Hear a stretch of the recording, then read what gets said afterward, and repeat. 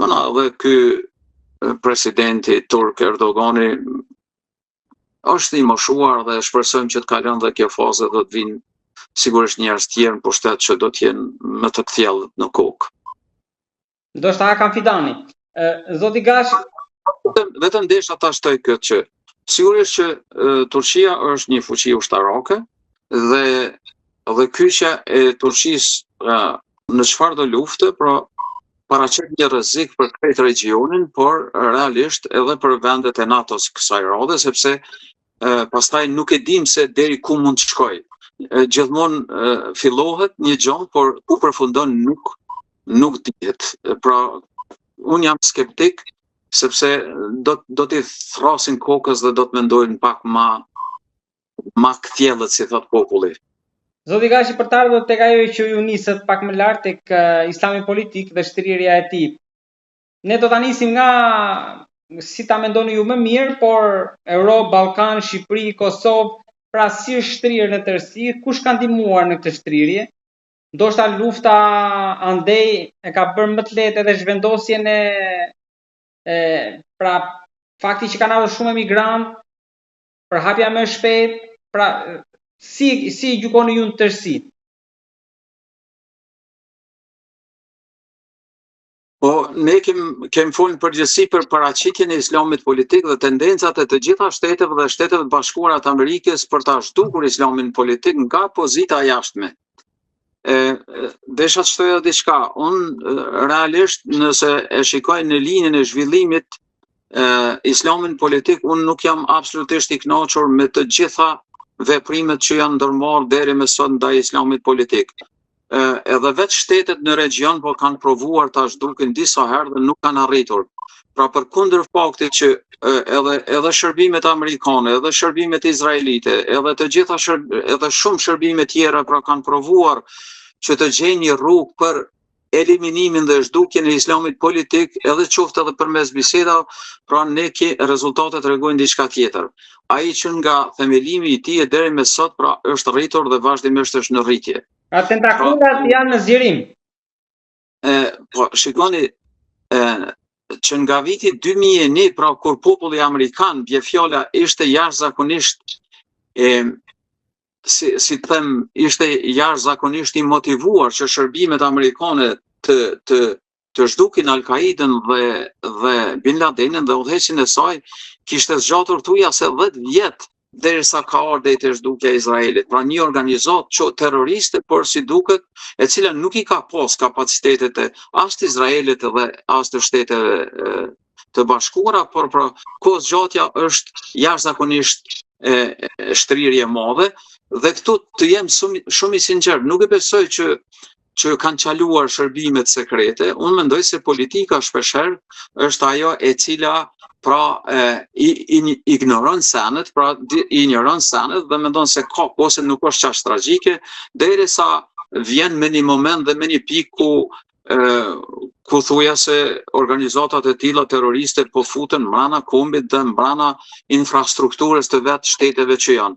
Evropianët po e bojnë të njëjtën gjë, pra sillen me një lloj ignorancë dhe tani demokracia është një vend i cili u krijon shumë hapësirë, organizatat politike islamike, edhe e tërë kjo në emër të drejtave të njerëzit, e tërë kjo pra në emër të zhvillimit të bizneseve të ndryshme legale, e tjera ku pak ma vonë ndoshta do të flasim në këtë drejtim, por tani te vendet e tona, pra që të jem shumë i sinqert, pra që islami politik ose vllazëria muslimane ma mirë të them, pra ka depërtuar shumë herët në Ballkan.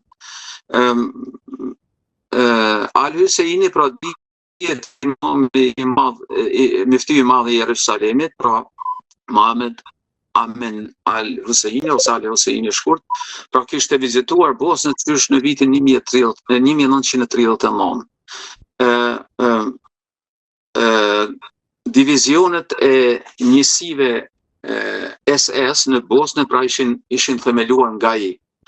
Tani në Kosovë dhe në Kosovë kemi pas themelimin dhe në Shqipëri pra të divizionit Skënderbek, por që ne nuk e dim në qoftë se ka pas elemente fetare atje.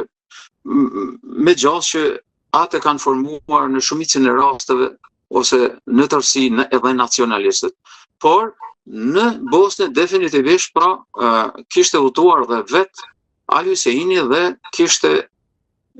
kishte ndihmuar në themelimin e këtij divizioni luftarak në vitin 1943 dhe vepronte deri në vitin 1925 dhe ndoshta ka qenë një prej frymëzuesve më të mirë kundër antisemit që në bisedat dhe në vizitat që kishte bërë Hitlerit asë kohë. Pra thuhet se ai e ka inspiruar mjaft shumë për zhdukjen e popullit jud dhe në përgjithësi të judëve. Pra fashizmi dhe islami në shumë pika kanë gjetur mbështetje njëri të tjetrin në shumë pika dhe nuk e kanë problem edhe sot për shembull edhe me vende socialiste që gjejnë problem me ideologji socialiste. Me fjala Amosi që nga themelimi i tij ishte furnizuar me armë nga Veria nga Koreja Veriore, falni. Pra nuk e kishte problem fare pse ata kishin një ideologji tjetër. Kanë bashkëpunuar me vende të ndryshme, por në fokus pra kanë perëndimin, në fokus kanë Izraelin dhe kanë vende demokratike. Dhe strategjitë e tyre i zhvillojnë në forma të ndryshme. Pra ky është depërtimi i islamit politik në Ballkan, por gjithsesi islami politik ka filluar me të madhen nga vitet 90 dhe sidomos nga viti 2000. Pra nga viti 2000 ka filluar me të madhe depërtimi i tij, sepse ne kemi shumë studentë të cilët kanë shkuar në shkolla në Egjipt, në Arabinë Saudite dhe kanë shkuar në shkolla të cilët disa prej tyre për shembull sikur ai në Kairo kanë nxjerrur atje ku